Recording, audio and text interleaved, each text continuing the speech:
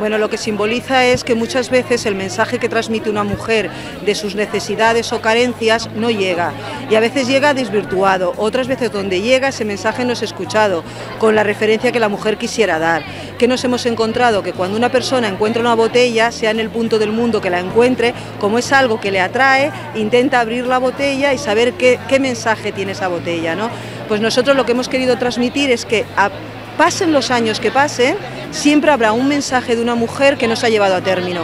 Algo no se ha podido realizar. Entonces ese es nuestro mensaje, que tenemos que tener los oídos muy abiertos y escuchar verdaderamente lo que nos quieren transmitir las mujeres, porque la mayoría de las veces les cuesta mucho transmitir lo profundo de su sufrimiento, sea en los niveles que sean, sea familiar, laboral, personal, les cuesta muchísimo, y cuando lo dicen tenemos que estar todos muy alerta de ese mensaje.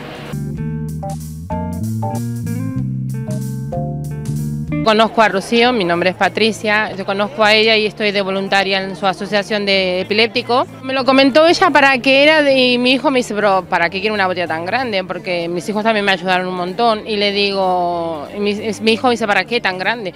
Digo, en vez de tirar las botellas al bar, es poner un deseo ahí dentro de lo que uno necesita en ese momento. Le digo, bueno, alguien nos escuchará en algún momento, pero bueno, es una idea muy buena y aparte cuidamos el medio ambiente porque esto es todo reciclado.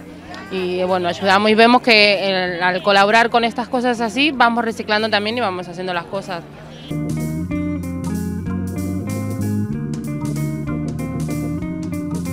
Porque hemos hecho un recopilatorio de lo que ha sido la mujer a lo largo de los siglos, precisamente por eso, ¿no? Porque hay un recopilatorio de una historia de lo que han sido las mujeres, ¿no? En todas las facetas, en las facetas científicas, a nivel de trabajo, a nivel de voto, a nivel de defensa de los derechos de la mujer. Precisamente ese recopilatorio tiene siglos de historia, para que veamos que el mensaje está actualizado. O sea, hoy todavía estamos reivindicando cosas que se reivindicaron el siglo pasado.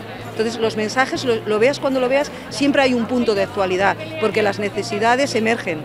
En la trayectoria del paso de los años emergen las mismas necesidades, y ese es el reflejo que hemos querido hacer.